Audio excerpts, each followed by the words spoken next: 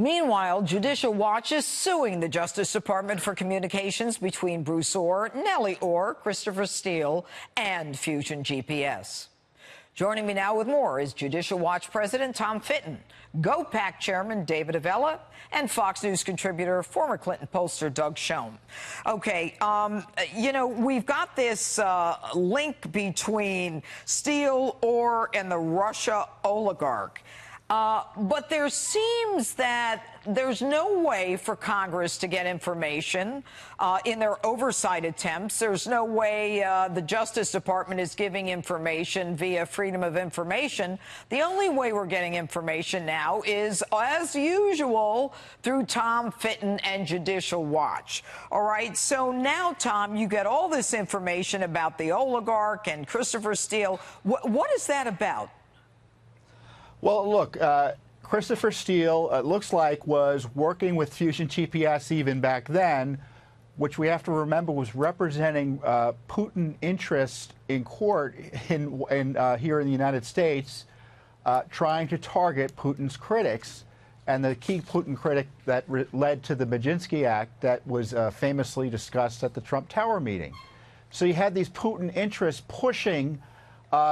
Obviously, it looks like the Justice Department trying to push it on the Trump campaign, this approach to removing the Magnitsky Act that was curtailing the rights of oligarchs in Russia in terms of a sanctions regime and impositions of sanctions. So the irony here is that Fusion GPS was working for the Clinton camp to target Trump, also working for the Putin camp to target the government generally in terms of getting this Magnitsky Act pulled away. But then it suggests, David, that the Russians would be colluding with Christopher Steele to make Trump look bad. The Democrats right now, Judge, are pushing the biggest blame shift or blame the victim strategy that we have ever seen in political history. Most Americans don't know who Steele or this Russian oligarch are. Yet a convincing number of them now realize there were people working for Hillary Clinton who would say or do anything to keep Donald Trump from being president. And it only underscores why Hillary Clinton had the lowest approval rating of any candidate in presidential history. You know, Judicial Watch, Doug, we found out after Steele had been fired by the FBI, that Bruce Orr met with him to launder information to get back to the FBI. But it gets even better.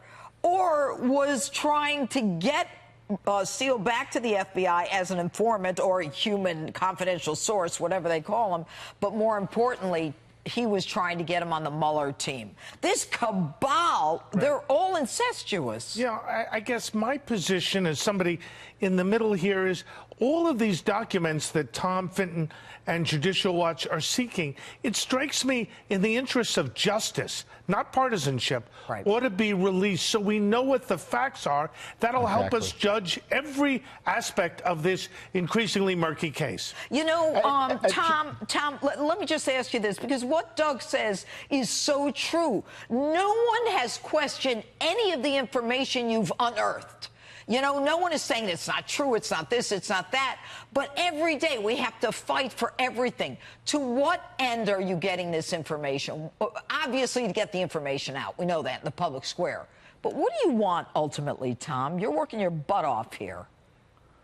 Well, we think the corruption scandal of our time is this targeting of Trump using the FBI and DOJ in league with the Clinton camp and Russia interests to spy on him and try to destroy now his presidency. And I frankly think Congress is walking around or trying to talk around Mueller's involvement in all this. Steele was part of the Mueller operation. Remember, Judicial Watch uncovered the FISA warrant application signed by Rod Rosenstein in June of 2017 last year. Right in the middle of the Mueller operation. Mueller was using Steele's information, source number one, the Fusion GPS dossier that Steele helped create, to justify spying on Carter Page of the Trump team, or, you know, who had been formerly with the Trump team. Mueller has a lot of questions to answer about his relationship with Steele, his use of that material, because I'm convinced Mueller was pursuing the Clinton DNC dossier all through his investigation, and it's all based on corruption. And this is why Mueller needs to be confronted directly. I would like to see Congress bring him in and ask him questions about his use and misuse of these sources. Wow. Okay. Does Congress have the authority to bring him in? Of course they do. It's fear-based decision-making in Congress. They are protecting Mueller at the leadership level, and he needs to be held to account the way every other government bureaucrat in this town needs to. I like the way you think, Tom Fitton. David, what's your response to that? Democrats thought they were going to bring havoc to Republicans this year in the elections by pushing this shifting the blame, blaming the victim strategy. And the reality is it is one thing that is motivating base Republican voters to go to the polls to make sure that Republicans get a fair chance in this election. Doug, you're the pollster. You're the Democratic pollster. What's going to happen? I think at this point the Democrats have a clear advantage. And the reason is it's not so much that this investigation or these issues we've been talking about are impacting voters. I don't think they are. It's that there has been a sideshow for the Republicans that's taken emphasis off the economy, off the tax cuts, and off the benefits. And if I could offer my Republican friends some free advice, talk about the economy, talk about the progress. In 1982, the Republican slogan under Ronald Reagan was "Stay the course." The Republicans need something like that. Otherwise, the Democrats will take the House, which is where things stand now. You know, David Avella, you are the head of GOPAC. I mean, you have your tentacles all across the country in terms of state legislators. What do you think of what Doug just said?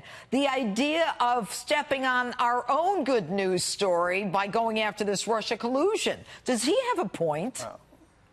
He does have a point. We do need to be talking about the economy. But let's also keep in mind, and the Democrats keep talking about, oh, we're going to pick up, if we win 17 state legislative seats, we pick up 8 legislative chambers across the country.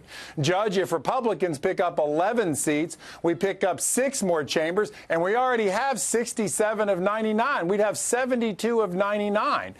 This battlefield is every bit as competitive for Republicans as it is for the Democrats. And the key will be which base turns out to vote. Well, and I think Doug was really talking about you have the historic, the precedent advantage. Tom, where are you going next? Oh, we're fighting the FBI over text messages for the corrupt FBI official Andrew McCabe. The FBI doesn't want to turn over one text message to us. They don't want to even look at them. This blows my mind. The president appoints Christopher Wray. The first time he testified before Congress, Christopher Wray does the dance. Well, we'll hand you this stuff over. So now we have to not just ask for a FOIA, we have to sue in a lawsuit. All right, I think I had the last word.